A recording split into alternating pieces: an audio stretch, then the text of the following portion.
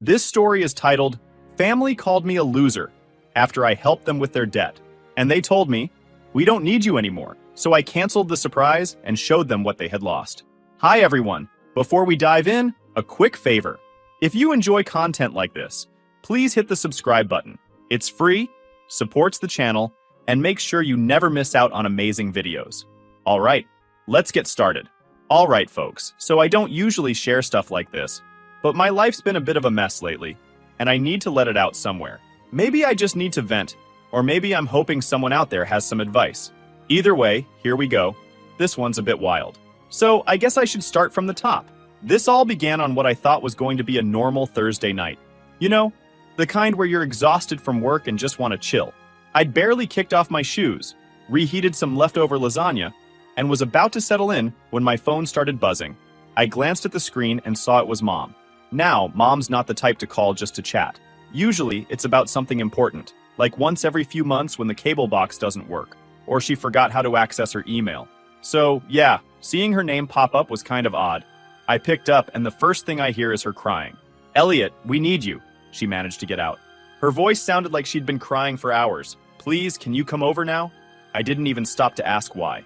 It was one of those moments where your gut just knows something is wrong. I grabbed my jacket, slid on some sneakers, and bolted out the door. My heart was racing the whole drive over, and I was running through a mental checklist of what could have gone so wrong that Mom, of all people, was crying. When I got to the house, it was heavy. That's the best way I can describe it. Everyone was there. Dad, Vanessa, 28 female, Colton, 26 male, Rachel, 22 female, and even Grandma, who looked like she'd aged 10 years since I'd last seen her. The living room, where we all grew up watching movies and fighting over snacks, now felt suffocating. Dad was sitting on the couch, looking concerned and staring at the carpet like it had all the answers. Vanessa was pacing, chewing on her nails. Colton was slouched in the recliner, avoiding eye contact, and Rachel was curled up in the corner with her arms crossed. Grandma, my rock, was hunched in her chair, looking smaller than I'd ever seen her. "Elliot, sit down," Dad said, his voice tired. I could tell just by his tone that whatever this was, it wasn't small. Turns out, the family was in deep. They were drowning in debt. We're talking massive, can't sleep at night kind of debt. Every credit card was maxed to the limit. The mortgage was overdue for months and barely hanging on by a thread. They'd been trying to hold it together, but things just spiraled way out of control. And as if that wasn't bad enough, Vanessa, my older sister, had secretly taken out a personal loan to cover some emergency expenses. She was standing there as my dad explained to me. I glanced at her. She looked ashamed. But what were those expenses? Nobody even knew at the time, but now the collectors were hounding them day and night, non-stop calls and letters. To make matters worse, the bank had sent them a foreclosure notice. And now the house we all grew up in, the one packed with every family memory, was on the chopping block. It felt like their entire world was crumbling, and they were running out of time to fix it. It was a lot to process. I just sat there listening, as they explained how they'd tried everything they could think of. Selling stuff, cutting back on expenses, even asking relatives for help, but nothing worked. "We've done all we can," Dad said, his voice breaking. "I hate to say that, but we don't know what to do." There was this long pause where everyone was just looking at me. I don't even know why, but it felt like the weight of the entire situation landed squarely on my shoulders. Now here's the thing. I'd been saving for years. I worked my butt off at a pretty stable job and had a nice little chunk of money tucked away. The plan was to use it for something big, like life-changing big, but I'd always kept it to myself. And seeing my family like that, broken and desperate, I didn't even think twice. "I'll help, don't worry," I said. Over the next few days, I made it my mission to untangle the mess. I cashed out $70,000 from my savings, which was a massive hit, but I figured it'd be worth it. I started by paying off the most urgent debts, stuff like credit cards and utility bills to stop the calls and letters. I even met with the bank to renegotiate the mortgage so they wouldn't lose the house. Vanessa's loan was tricky, but I covered that too, just to get the collectors off their backs. By the end of it, things were stable again. The family wasn't entirely out of the woods, but at least the house was safe, and they had room to breathe. The reaction I got from them made it all feel worth it, though. Dad hugged me. A real tight hug, which is not the usual him. "You're the hero of this family," he said proudly. And for once, I actually felt like I mattered to them. Mom cried, but this time it was happy tears. Even Vanessa, who's usually too proud to admit she needs help, said, "Thank you, Elliot. I don't know how to repay you. For the first time in forever, I felt appreciated. Like I wasn't just the quiet one of the family who always stayed in the background. I thought that moment would stick. That maybe this was a turning point for all of us. But, oh boy, was I wrong. At first, things seemed fine. Actually, better than fine. I felt like I'd made a real difference. Every time I dropped by, the tension that had hung over everyone seemed lighter. Dad was back to tinkering in the garage, Mom wasn't glued to the couch, stressing over bills, and even Vanessa smiled a bit more. It was nice, but it didn't last. After a few weeks, the warmth started to cool off. Visits felt shorter. Texts from the family became less frequent, and the gratitude that once felt genuine began to fade. I didn't think much of it at first. People move on, right? They were just busy getting their lives back on track. Or at least that's what I told myself. What kept me grounded, though, was the surprise I'd been planning for years. You see, long before all this debt stuff happened, I had a dream to buy my parents a new car. Not some luxury sports car or anything ridiculous, just something practical and reliable but still fancy. Their old sedan, a clunky gray thing that groaned every time it started, had been on its last legs for years. That car was a running joke in our family. Dad called it Old Betsy, but Betsy wasn't running so much as limping. There was duct tape holding the side mirror in place, and the windows only rolled down if you smacked the buttons just right.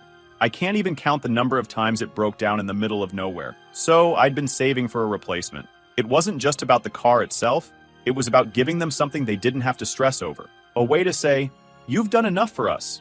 Now, let me do something for you." After the debt situation, I figured now was the perfect time. I started doing research. What kind of car would work best?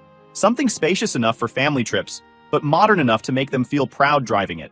I eventually landed on a crossover, fully loaded with features I knew they'd love. Backup camera, heated seats, the works. It was sleek, silver, and brand new. The day I bought it, I was buzzing with excitement. I'd worked so hard for this moment, and I couldn't wait to see their reactions. My plan was all mapped out. Drive it over, park it around the corner, and reveal it after dinner. I'd pictured the whole thing so many times. Mom tearing up, Dad grinning like a kid, and maybe even Vanessa and Colton giving me some actual props for once. Before heading out, I figured I'd give them a quick call to make sure everyone was home. Mom answered on the third ring, sounding a little distracted. "Hey, Mom, you guys gonna be around tonight?" I asked, trying to keep the excitement out of my voice.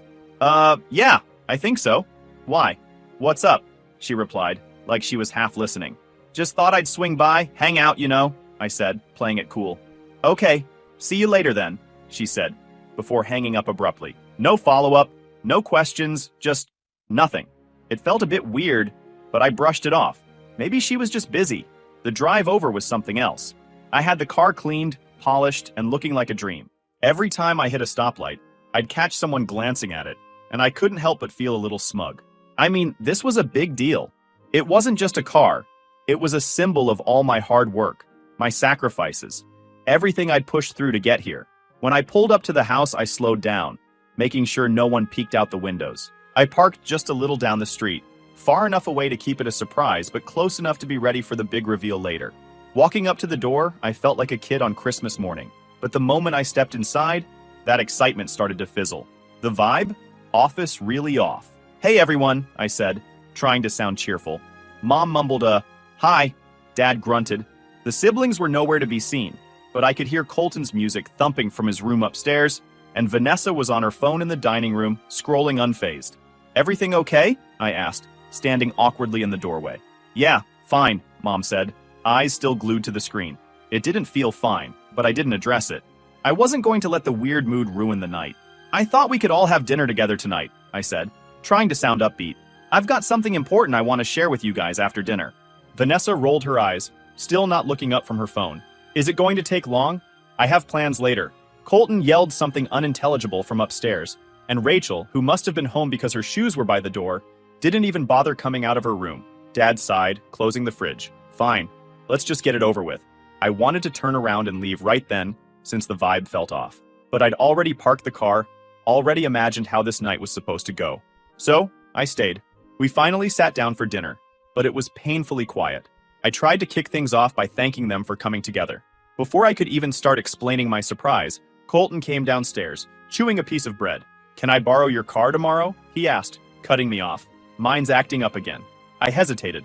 I need it for work in the morning, but maybe after. Vanessa cut in, snapping, "Wow, so you can bail us out of debt, but you can't even lend Colton your car? Such a big hero you are, Elliot." My head snapped toward her. "Are you serious? I was just saying." Rachel finally came out of her room, arms crossed, scowling like I'd interrupted her entire life. He's always like this, doing stuff to look good, then acting like he's better than everyone. I couldn't believe what I was hearing. "What's wrong, guys? I've literally done nothing but help you," I said, trying to stay calm. Mom, who hadn't said a word since dinner started, decided to chime in. "Elliot, we've got enough going on without you making everything about yourself. If you're gonna cause drama, maybe you should just leave." Drama? I was there to give them a new car. How was that causing drama? Dad mumbled, "We're not asking for your help anymore. Don't think you're the center of the world now. We don't actually need you." I was shocked. I didn't understand why all of them were suddenly throwing comments against me. Even my grandma mumbled something I didn't hear, but she looked disappointed. Something inside me snapped. I slammed my hands on the table, making the plates jump. "Shut up! What the hell is wrong with you people?" I shouted. "I came here to do something good and this is how you treat me? But it seems that I got something you guys don't deserve." I stood and stormed outside the house. They all followed to see what's going on. When they finally shuffled outside and caught sight of the brand new car parked out front, their faces were priceless. Smugness, gone, replaced by pure, unfiltered shock. Mom's jaw literally dropped. Dad froze mid-step, and Vanessa looked like she'd just seen a ghost. "This," I said, pointing to the car, my voice sharper than I intended, "was supposed to be for you. I've been saving for years to get you something reliable, something nice. But you know what? You don't deserve it." Vanessa, always quick to speak up, stepped forward. "Elliot, wait. No!" I cut her off, my voice firm. "You've all made it perfectly clear how you feel about me. I'm just the guy who cleans up your messes. Fine, but don't expect anything else from me. Not anymore." The air was thick with silence, the kind that feels like it could crack glass. I turned to leave, ready to put all of it, them, behind me.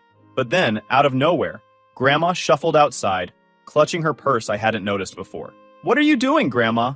Vanessa asked, confusion written all over her face.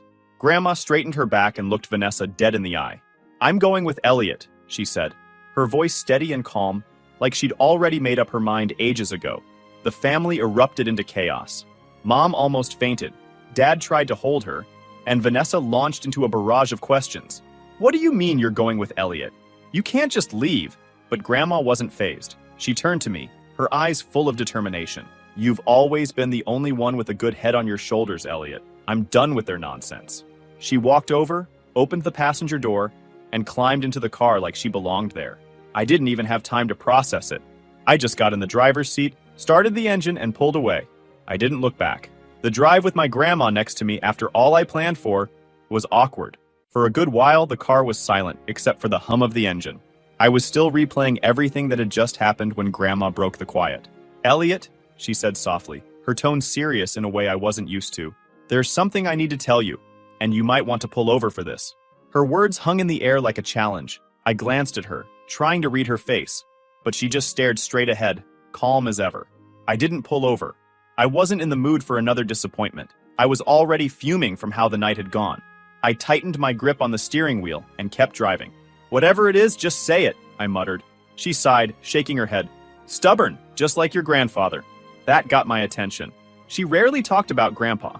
He'd been gone for years, and anytime his name came up, she'd get misty-eyed and wave it off like it was too much to deal with. But now she seemed different. "You're not going to like this," she warned. "Grandma," I said, exhaling sharply, "after tonight, I think I can handle just about anything." She leaned back in her seat, her hands folded neatly in her lap, and finally said, "Your grandfather left me money.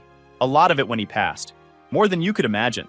And I've been adding to it over the years." I was confused. "What? I thought you lived on a fixed income. You've always said Social Security barely covered your bills." "That's what I wanted everyone to think," she said, her tone matter of fact. "You've seen how your family acts. Do you think they'd leave me alone if they knew I was sitting on a small fortune?" I let that sink in. Grandma, the same woman who once refused to turn the heat on in the winter because it cost too much, had been hiding money from the entire family. "How much are we talking?" I asked, my voice low. She hesitated, then said, "Close to 7 figures." I nearly swerved into the next lane. "Are you serious? 7 figures? And you've been sitting on it all this time? She gave me a sharp look. I'm damn serious, Elliot. And yes, I've been sitting on it. Because it wasn't for them. It was for you. For me? That threw me off completely. I'd spent my whole life feeling like the backup plan in my family. The one who cleaned up their messes but never really got a thank you. Why me? I asked, my voice softer now. Because you're the only one who's earned it, she said simply. You've spent your whole life giving to people who don't appreciate it. Tonight just proved it again. They'll take and take until there's nothing left of you. I'm not going to let that happen. I didn't know what to say. Part of me felt flattered, but I also felt overwhelmed. So what am I supposed to do with this money? I asked. Whatever you want, she said. Invest it. Start a business. Buy yourself something nice for once. But don't waste it on them. That last part stung, but I understood why she said it. Still, it felt weird, like I was being told to give up on my family completely. When we reached home, I parked the car and sat there in silence trying to process everything happens. Grandma noticed me staring into the void and gave me a knowing look. She reached into her purse and pulled out the small, worn notebook she'd shown me earlier in the week.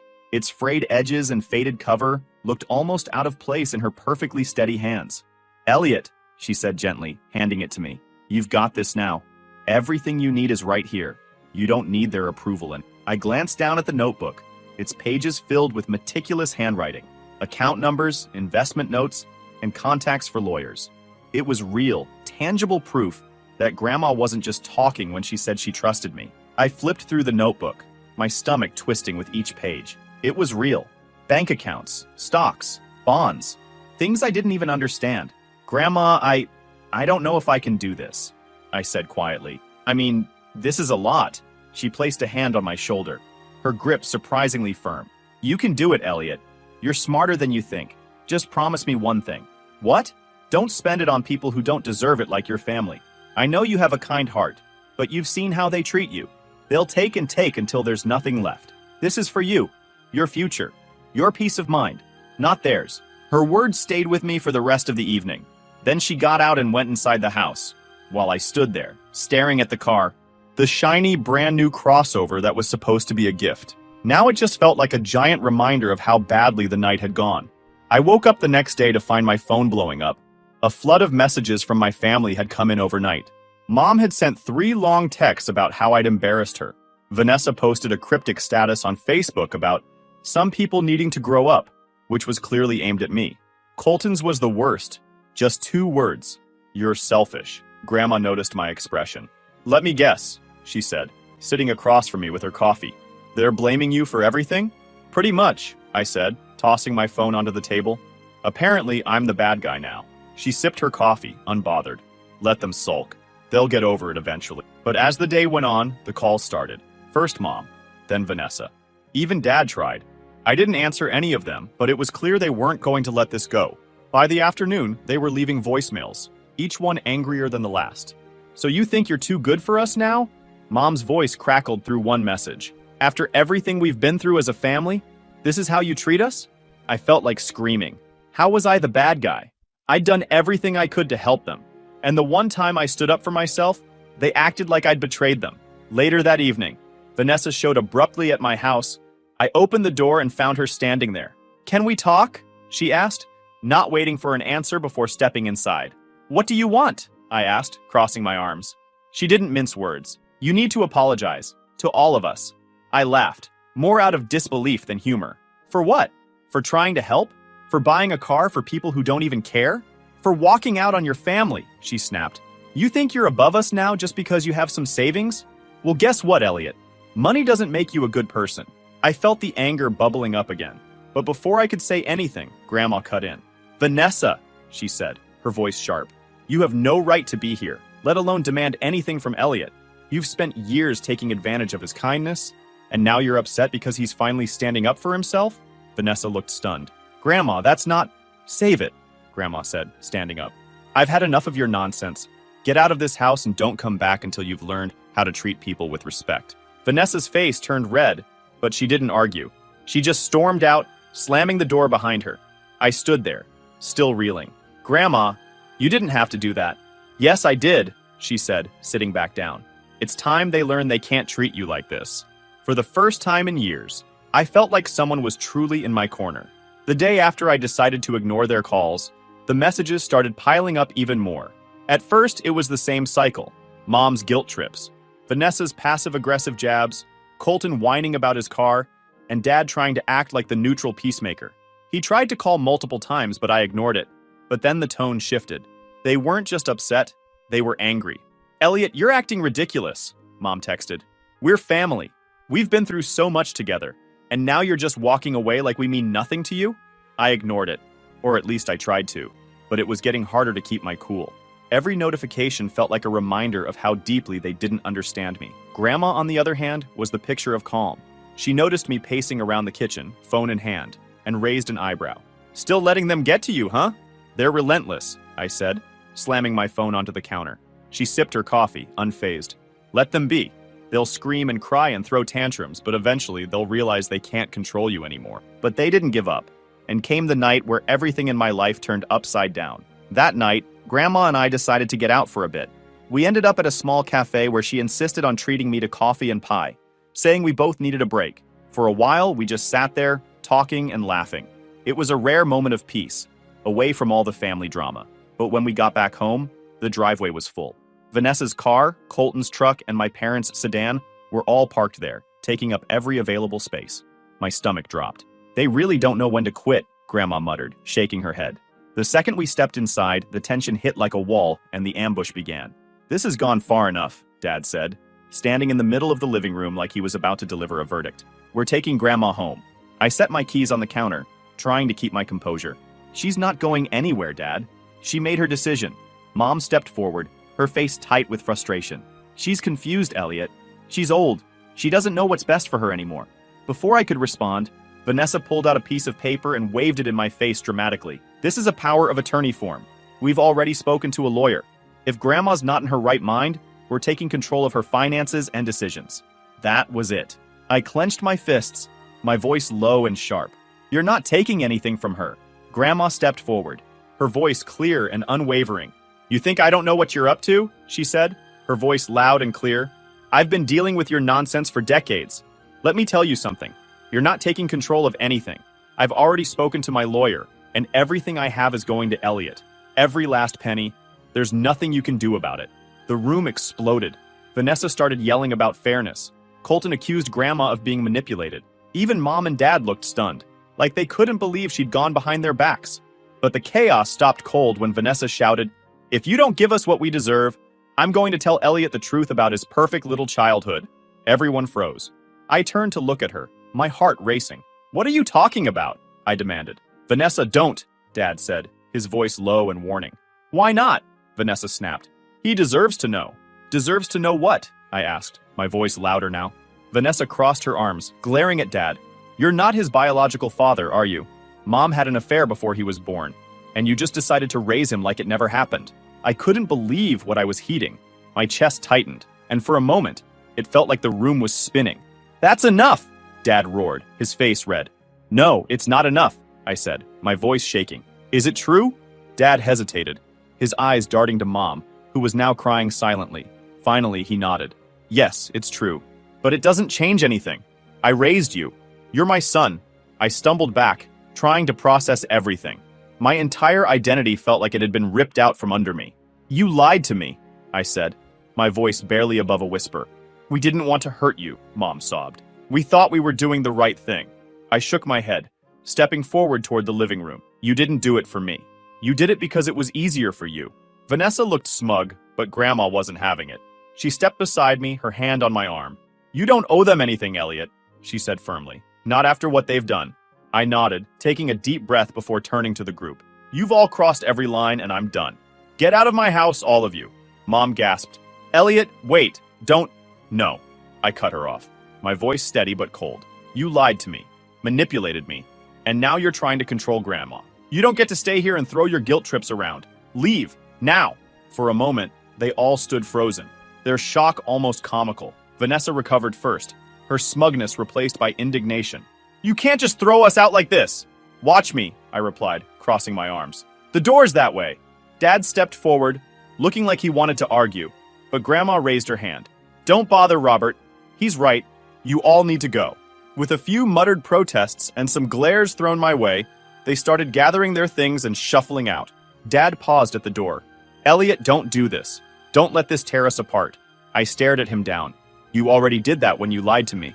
I shut the door behind them and leaned against it, the weight of the confrontation settling over me. Grandma gave me a small smile. I'm proud of you, she said softly. The next few days were a blur. I barely ate or slept, my mind spinning with everything I'd learned. Grandma tried her best to comfort me, but there wasn't much she could say to ease the blow. But one thing was clear. I was done. Done with their lies, their manipulation, and their constant demands. For the first time, I was finally free. At least that's what I told myself in the days that followed. But freedom didn't come with the sense of peace I'd expected. I felt raw, like everything I thought I knew about my family had been stripped away. Grandma and I settled into a quiet routine. But no matter how hard I tried to distract myself, organizing the house, binge-watching old crime dramas, there was a gnawing emptiness I couldn't shake. Then, about a week later, I got the letter. It was a plain envelope, no return address, just my name scrawled in Dad's messy handwriting. My first instinct was to toss it. After everything they'd put me through, I didn't owe them anything. But I tore it open just to see. Inside was a single sheet of paper. Elliot, there's something you need to know. Come to the house on Sunday at 3 o'clock. Bring Grandma. And I stared at the note for what felt like forever. What could he possibly have to say that hadn't already been said? Part of me wanted to ignore it altogether. But another part, the part that still hoped for some kind of closure, couldn't let it go. When I showed the letter to Grandma, she frowned but didn't seem surprised. They've never been good at letting things lie, she said. Do you think I should go? I asked. That's up to you, she replied. But if you're going, I'm coming with you. I'm not letting them ambush you alone. Sunday came, and the drive to the house felt heavier than I expected. Grandma sat quietly in the passenger seat. She didn't say much, but I could tell she was thinking just as much as I was. When we pulled into the driveway, it was empty. No cars, no signs of life. The windows were dark, the curtains drawn. I knocked on the door. No answer. Grandma tried calling Dad's phone, but it went straight to voicemail. We waited on the porch for over an hour, but no one showed up. Maybe it's for the best, Grandma said. I nodded, but something about it felt wrong. Why go through the trouble of sending a letter if they weren't going to follow through? The following days were eerily quiet. No calls, no texts, no cryptic Facebook posts. It was like the family had collectively decided to go radio silent. I should have been relieved, but instead, I felt uneasy. Then, one evening, I got a call from an unfamiliar number. Against my better judgment, I answered. Elliot, it's Rachel, a soft voice said. Hearing from my youngest sibling was unexpected. She rarely got involved in family drama, preferring to stay in the dark. Hey, I said cautiously. What's up? There was a long pause on her end before she finally said, I wanted to apologize. For everything. Her words caught me off guard. Why now? Because it's all falling apart, she said quietly. Mom and Dad are fighting nonstop. Vanessa's furious that Grandma's with you. Colton's still trying to figure out how to get what he thinks he's owed. And me? I'm just tired of it. I didn't know how to respond. Part of me wanted to forgive her. She'd never been as bad as the others. But another part of me couldn't help but wonder if this was just another angle. I don't know what to say, I admitted. You don't have to say anything, she said. I wanted you to know that not all of us think you're the villain in this story. She paused for a moment, then said, You've always done so much for this family, Elliot, and they've used you for it, over and over again. They'll never admit it, but I've seen it. They expect you to fix everything, to take on the burden, and then they turn around and treat you like you're the problem. It's not fair. Her honesty hit me harder than I expected. I leaned back against the kitchen counter, trying to process it all. Why are you telling me this now? I asked. Because I feel awful, she admitted. I've watched them take advantage of you for years, and I never said anything. I guess I thought it wasn't my place, or maybe I was just too scared to speak up. But now, seeing how far they're willing to go, how they're treating Grandma, it's disgusting. You don't deserve any of this, Elliot. You never did. I swallowed hard, emotions bubbling to the surface that I wasn't ready to face. Thanks, Rachel. That means more than you know. There was a pause, and then she said, I just wanted you to know someone's on your side. Don't let them pull you back into their mess. I won't, I said, my voice steady. Not this time. Her words stayed with me long after the call ended. I thought there was a sliver of hope for some kind of reconciliation. And at that point, all I wanted is to have some peace of mind. A week later, I got another letter, this time from a lawyer's office. Inside was a formal notice about Grandpa's estate, something about a final review of assets. It didn't make sense. Grandpa had been gone for years, and as far as I knew, everything had already been settled. I showed the letter to Grandma, and her face darkened. This is their doing, she said, They're trying to dig up anything they can use against us. Still, I decided to follow up. The next day, I called the lawyer listed on the notice and explained the situation. What I learned left me reeling.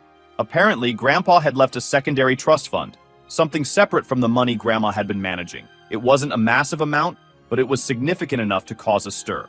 But the most important part is that the trust wasn't meant for the family. It was specifically left in my name. I sat there in stunned silence as the lawyer explained the terms. Grandpa had set it up shortly before he passed, with explicit instructions that it wasn't to be touched until I turned 30. Why didn't anyone tell me about this? I asked. The family was notified when the trust was created, the lawyer said, but I was instructed not to reach out directly to you until the specified time. I hung up, my mind racing. All this time, they'd known about the trust.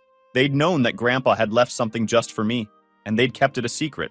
When I told Grandma, she wasn't surprised. They've always been good at keeping things from you when it doesn't benefit them, she said bitterly. The next time I heard from the family, it was Vanessa, calling to ask if I'd come to my senses about Grandma's money. I didn't tell her about the trust.